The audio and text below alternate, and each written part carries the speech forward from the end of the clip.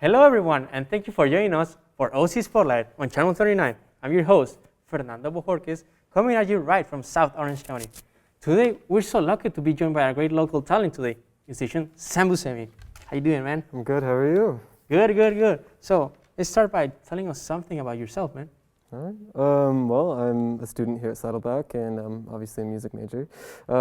Basically, we just learn songs together and improve, and it's really good feeling to just have like a solid group of people here in this department to just be supportive and just always grow as an artist, you know. Yeah, and when would you say that your passion for music really began? Well, you know, I always have liked it. I started playing instruments when I was pretty young, but it was never really something I considered to be going into like for a profession or for a career. It was more like a hobby. at the Yeah, beginning. yeah, but then, you know, like end of high school hit, and music has always been there for me, and I decided I wanted to learn how to make it. So it was just, from then on, it was probably like 17 or 18, and just started learning, you know. So you started by learning some theory, I guess? Yeah. And then what makes a song, Yeah, it's a song. You what know? makes a song good? Yeah. So yeah, I started with that, and it was pretty hard at first. It's like learning a new language, honestly. There's all these different intricacies and different harmonic values that you need to understand, and it's a lot. But that's pretty much where I started, you know, and that's the bare bones of making music, you know. And were there some specific artists or genres that woke this passion? Honestly, it's kind of a weird mix. I actually, growing up, listened to like a lot of rap and also a weird amount of rock, classic rock, and you know, as I got older, delved into different genres like jazz and blues and stuff like that. But really, it was primarily just like primarily indie rock. Indie rock. Yeah, which is I can see that. yeah, it's just like that whole genre. You know, a lot of them are very emotional. And I think that's what really connects me to music is the emotional value to it, you know, and what it brings. Yeah, and I was gonna ask, what are some like of the influence that you have in music? Right now, I'm currently obsessed with this band called Pine Grove. They're great, and a couple other ones, just kind of all over the place, but really them right now. That's great. And in what word, how would you describe your style? I guess just rock. Rap. I don't know. Yeah. Well, thanks for the insight. We're going to take a short break, and when we come back, we'll talk with Sam Buscemi and see a performance. So stick around, and I bet it's gonna be great. It's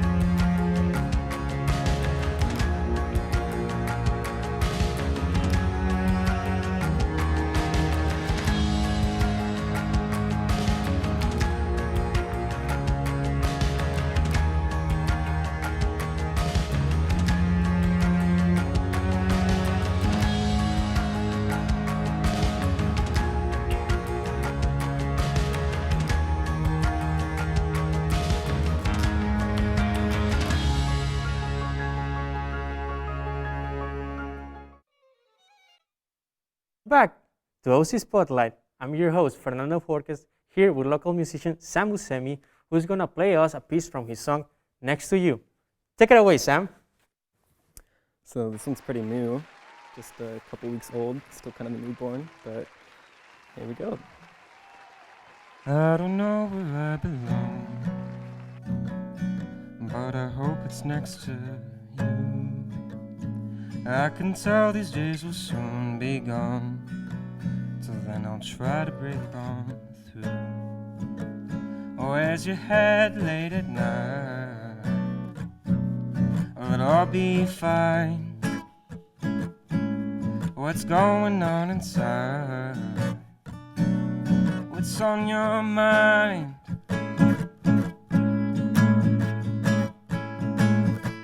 Been waiting for you all my life. Can't you see it in my eyes?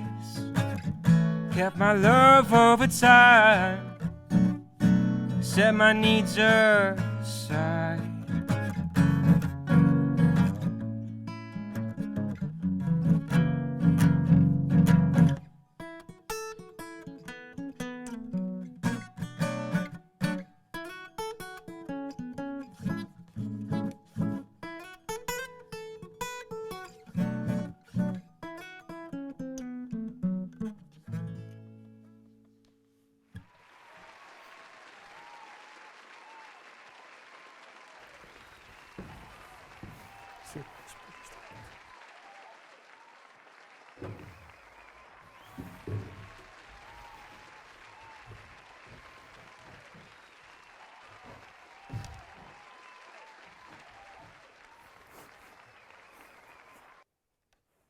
That was great, man. That was honestly great. Thank Said you. that's new, right? Yeah, pretty much brand new. So it's still kind of a work in progress, but I like it, What was the inspiration behind that song? Just emotional attachments to people.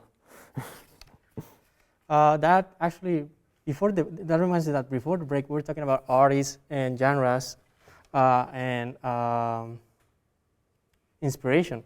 But I was going to ask you, do you stick to a specific genre, or do you just like to do a little bit of everything? Well, I do a little bit of everything. For school, we tend to stick to jazz and blues. We also hang around the pop side of things, but for myself, I've produced rap albums and rap beats and sold beats online, but I've also made a lot of indie stuff. So it's a little bit of mix of everything, And what would you say are the greatest challenges when it comes to music and establishing your identity in music? Trying to find like where I fit in with all of this. As an artist, your identity is kind of like the biggest thing, but it's very tough to figure out what it even is. So it's for me, it's just trying to articulate myself, especially when it comes to music, because music is a very abstract thing. So I guess articulation. Articulation. And when it comes to, what would you say in a few words, what is next for you? Just gonna write more songs, I guess. Just write more songs. Yeah. All right. Should definitely keep doing this. You're great at this. Thank you. And thank you so much for joining us today. I'm Fernando Bojorquez with Saddleback College, and this has been OC Spotlight. Make sure to tune in for our next show, and see you later.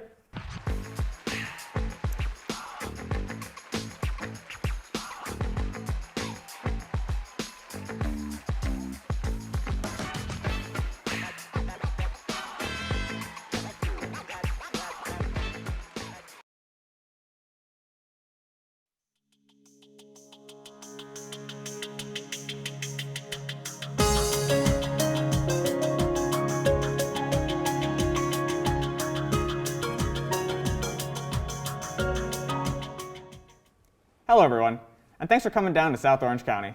I'm your host, Riley Burns. Here on OC Spotlight, we try to interview some of the most interesting and outstanding people in the Southern Orange County area. But we often overlook those fine folks who make our days so much brighter just by being themselves. So, in the studio today, we have Southern Orange County local, Roger Young. Roger, thanks for coming in today. Yeah, pleasure to be here. Thanks for having me. First, I want to start by asking you a few questions about your life and what a typical day looks like for you, some of your hobbies, some of your interests. Yeah, so usually it just starts off, me and my girlfriend hanging out. Maybe we'll watch a movie or watch a show or something. And if not that, we'll go out to the store, see what's around. And that kind of leads into my hobbies. I actually collect figures. Nice. Yeah. Is there anything you've been on the lookout for lately? Yes, actually, the Marvel Legends What If Wave. And that's been real fun. I'm only missing 3, which is cool. Which ones are you missing? I'm missing Spider-Man, Sylvie, and Nebula, I believe. Nice. Yeah. Nice. Yeah, I picked those up. Those are good. Yeah. I'm excited for you to get all those because Me too. when you get them all, you can get the Watcher. I can't wait to build Babyface, man. Little baby Watcher. Little baby boy. And you mentioned you've been watching some movies and TV shows. Yeah. What movies have you seen recently? I actually saw The Muppets Haunted Mansion, and that was a blast. It brought me back to the Muppets. I'm glad they're back doing something. The music was great. I had a real good time watching it. I recommend it. Nice. Yeah. That's on Disney Plus, yeah? Yes, yes. Okay. Yeah, I'll have to watch that to get into the Halloween spirit. Oh, yeah. And let's see, have you been playing any games recently? Yeah, when I have the time, I'll play Assassin's Creed Valhalla, which just came out like maybe a year ago now. And I just jumped back into Skyrim, which is always fun. But more recently, I bought the Nickelodeon All-Stars Brawl, which is a blast. Nice. Yeah. And moving more towards your professional life, I know we work at Radbot together, but what do you do over there? So usually I am expo, so I'm just in the back, checking the food, making sure it's all good to go. And if you're there, I'll be running it. So I run it out to the customers, see if they need anything else, any complaints they have, bring it back. Nice. Yeah. What would you say your favorite item on the menu is? Ooh, I'd have to go with the Smash Burger. I mean, not really a burger place by the name, but I think it's one of our top items. Smash Burger's pretty good. Oh, yeah. That's my go-to. Oh, yeah. All right.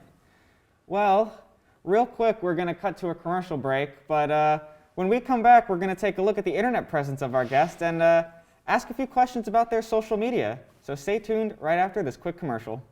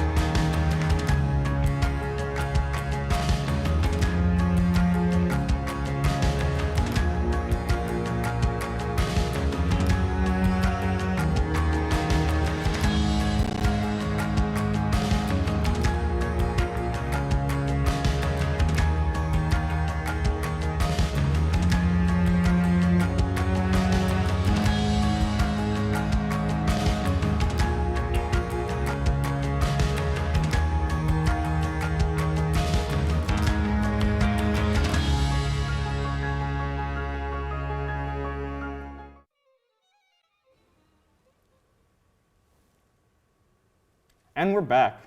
Before the break, I was talking to Roger about some of the things he likes to do in his free time and also his professional life. Now I want to do a little thing I call a social media deep dive, where I take a look at your social media and ask you a few questions about what's going on over there. Oh boy. So first I want to start with your username, Rajballs. I've known you by this name or nickname for a while now, but I never knew where it came from. Yeah, so believe it or not, it started off as an insult by two middle school girls. Can't really remember their name, but they were trying to make fun of me somehow. And I eventually started growing to like the name, so I told my friends about it. They started using it. I liked it so much I made it my bio and reclaimed the name. Nice. Yeah. That's how you win. True proper Rajballs fashion. That's a Rajballs win. Win. And your bio says you had a bit of an incident that occurred while you were out playing a game. Yeah, unfortunate accident. I was playing Pokemon Go, and we were down by the San Juan train tracks, and I was booting up the game, looking at the safety screen, and lo and behold, to me, there was a big boulder in front of me. Clipped my foot on it and fell right over. Felt like slow motion. They landed right on my elbow, fracturing it. Was it worth it to find all those good Pokemon that day? I didn't find many good ones, but I sure found a great story. All right. Yeah. And about how long did it take to heal? Probably 5 to 6 months. Nice. Yeah. Nice. Arm just stuck like this. Walking around like this all day. Yeah, fun times. All right. And next I want to talk about this bird. You posted this bird. What's the story behind it? Ah, yes. That's a little Tweety, we named him. And he was a little turtle dove that fell out of his nest. We frequently have birds in my backyard. So we didn't see his mother anywhere, so we decided to do our best to help him, keep him alive until his mother could get to him. And that was a good time. Nice. Yeah. And then on the exact same day, you posted the same picture but in black and white, and the caption says RIP. Yeah, so about a few hours later, Tweety stopped tweeting and got concerned, checked on him, and he was gone. I'm sure you did your best. I mean, you're not a veterinarian. I tried. That's all right. Thanks. And last up, I want to talk about this picture. I found this while I was going through your Instagram, and I love this. This is awesome, knowing you. It says, Dear Fox, we'll forgive you for this, and it's a picture of Deadpool, Ryan Reynolds from X-Men Origins Wolverine, if you give us this. And it's a picture of like a more comic-accurate Deadpool. So, you know, it's 2021. We've had 2 Deadpool films. How do you think Fox has done the character justice? I thought they did a good job. I think it was the right move going for R and keeping Ryan Reynolds with them. I think he knows the character best. And I can't wait to see what the future holds for him. Are you excited that he's in the MCU? Oh yeah, very excited. I want to see how he's going to interact with some more PG characters. I think that'll be interesting to see how Disney handles it. Do you think he's going to show up in a movie before Deadpool 3, or? If he does, I hope it has something to do with Howard the Duck. I feel like they would go off pretty well together. They'd have good adventures together. Blast. All right, cool. Well, that's all the time we have. Roger, I want to thank you for coming out here and letting me ask you a bunch of questions, because I've known you for a long time now. I've known you for almost 10 years, but it's good to get a bunch of backstory to all these things. Yeah. I've been Riley Burns, and this is my good pal, Roger Young. And thank you for coming out and taking a look at all the great questions we have to say.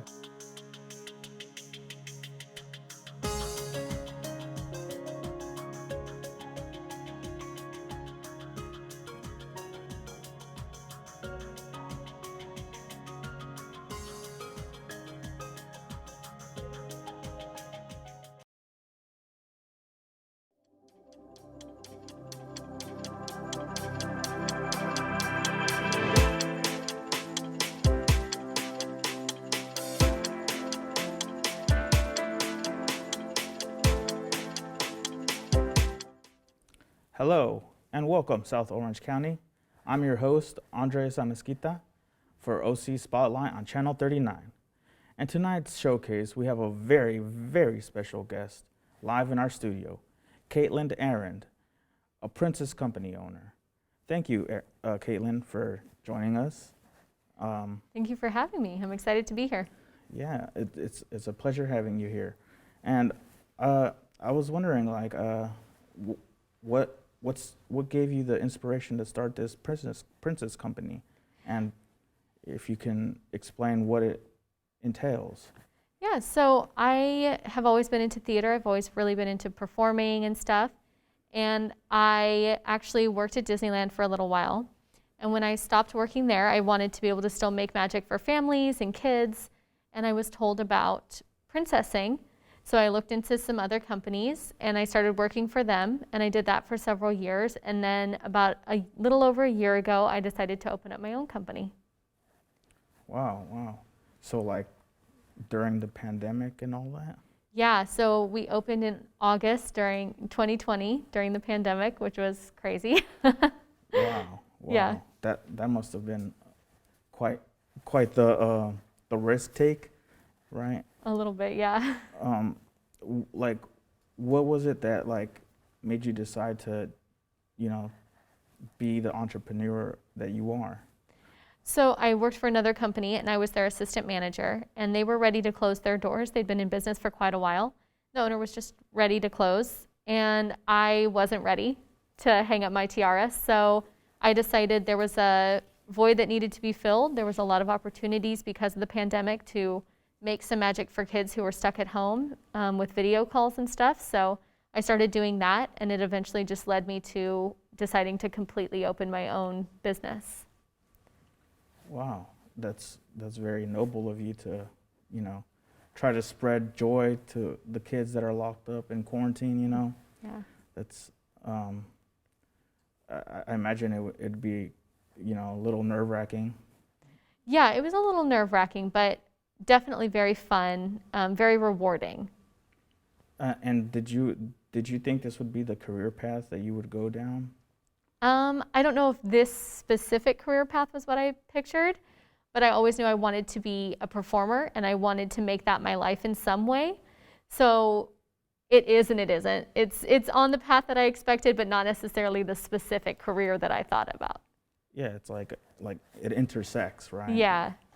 Yeah, I understand it. It's like I want to make music, but I could also make jingles for like commercials or something.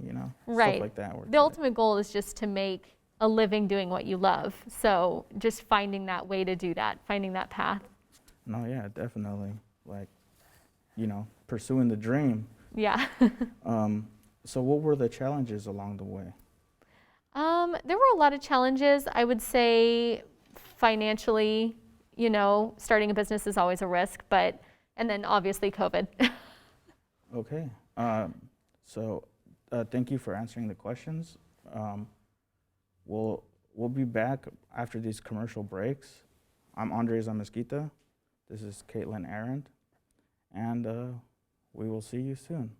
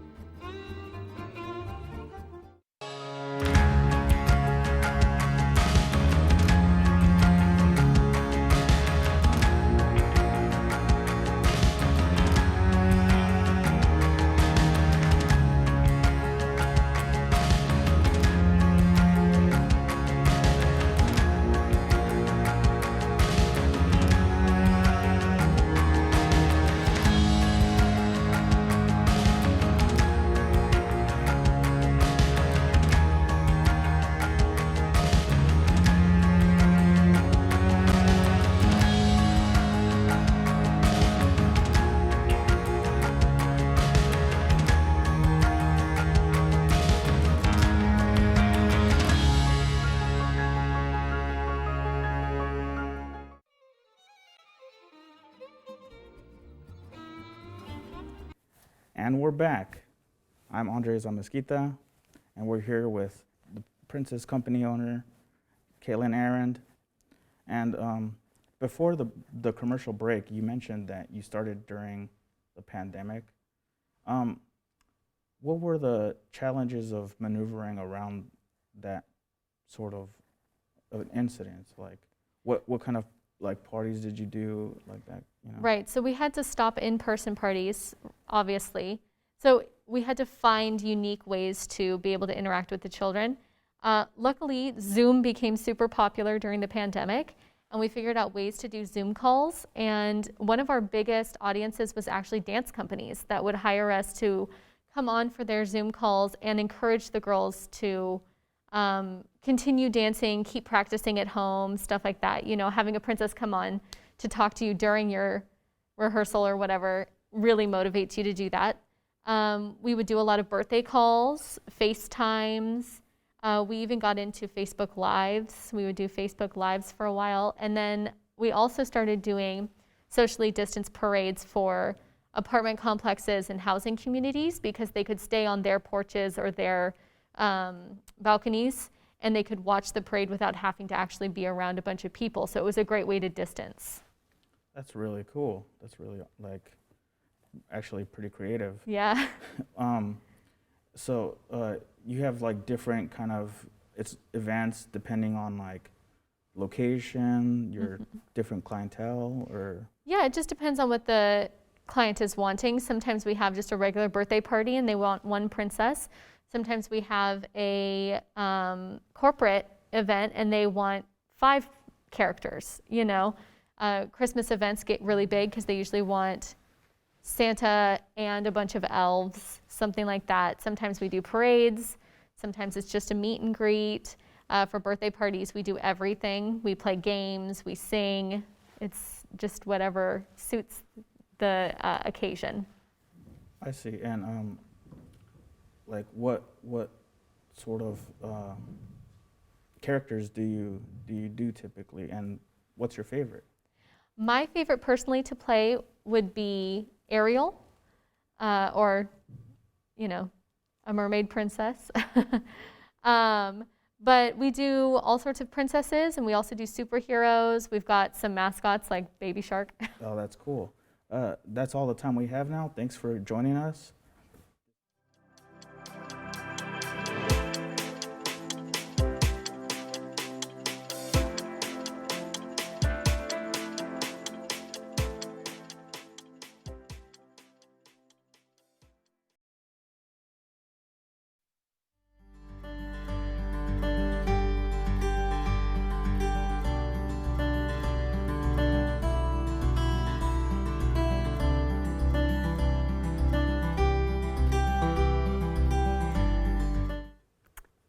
Hello everyone, and thank you for tuning in to OC Spotlight here on Channel 39 in Orange County.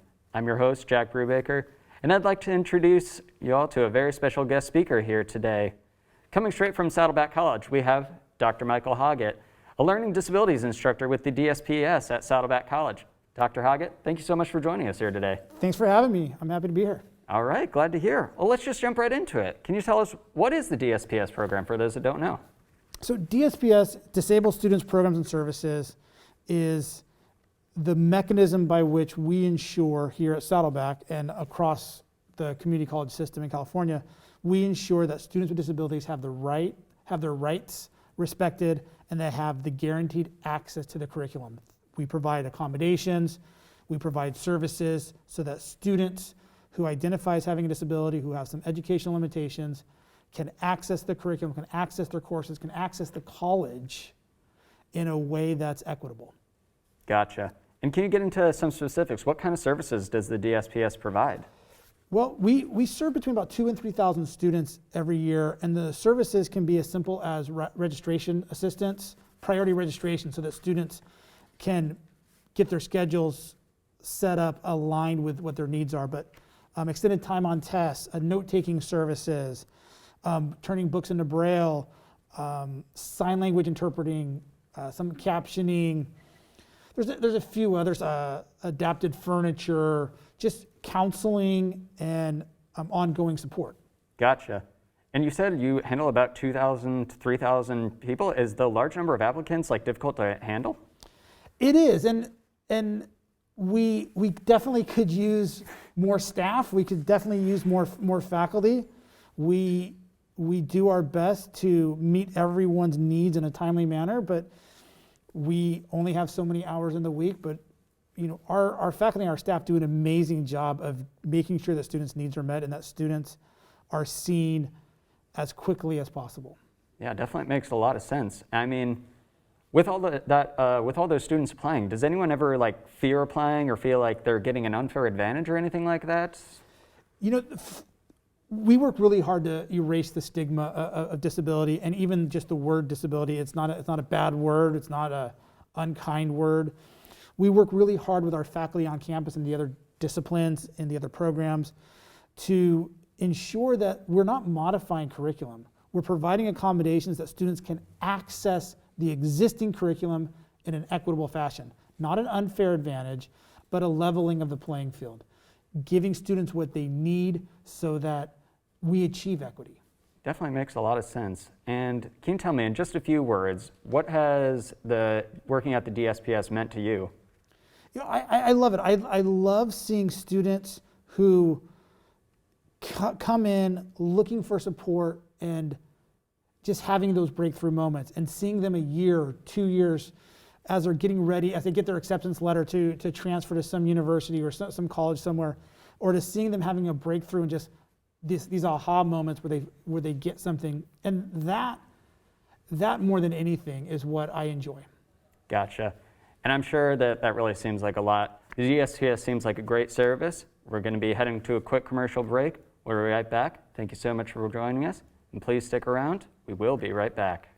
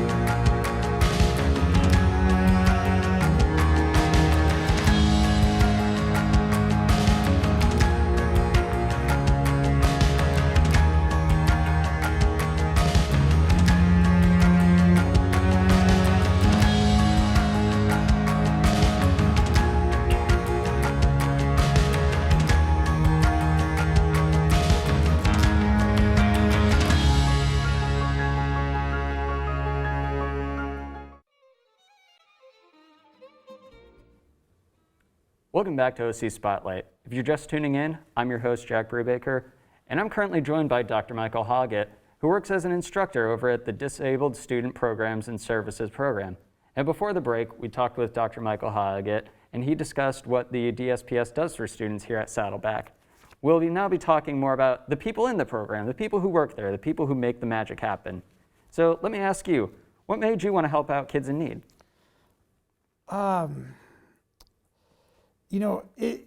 It's complicated, but the simplest solution was I got invited to go overseas. I got invited to go to Albania, work in some residential programs. Just mainly someone needed someone to lift boxes. And we worked in institutions for young adults, adolescents, kids with profound disabilities. And I spent a few months there and really enjoyed it. Came back to the States and just kind of shifted my career trajectory and ended up in residential care and social services. And then about 14 years ago, I was invited to work part-time at Cypress College in DSPS. And then that turned into working here at Saddleback, which I've been here for about 13 years. Yeah. And what has your experience at Saddleback really brought to your overall experience with helping kids? Seeing, there's pros and cons to working in an institution as large as Saddleback. And so you see what good and what, we have some amazing staff, we have some amazing faculty who just do so much for the students we serve. And so you get to see that, but then you also, unfortunately, get to see how slow sometimes a big bureaucracy rolls. So there's the kind of the balancing of expectations, and you just see, like I said, the amazing staff and faculty and some of the amazing services we can provide and some of the amazing interventions, but then you also see the slow wheels of the bureaucracy, and learning to navigate that it's all a learning experience. Definitely so. I mean, I know that my experiences with disability services have greatly helped me get where I am. So let me ask you, how can people get in contact with you? So you can go to the Saddleback website, www.saddleback.edu/DSPS. And all the information you need is on our site, the application for services, or you can just walk into Student Services Building, room 113, at the front desk, say, hey, I want to learn more. So Awesome. in person or online. Thank you so much. Once again, really just thank you again, Dr. Hoggett, for joining us. I've been Jack Breeder for OC Spotlight. Thanks for joining us. Good night.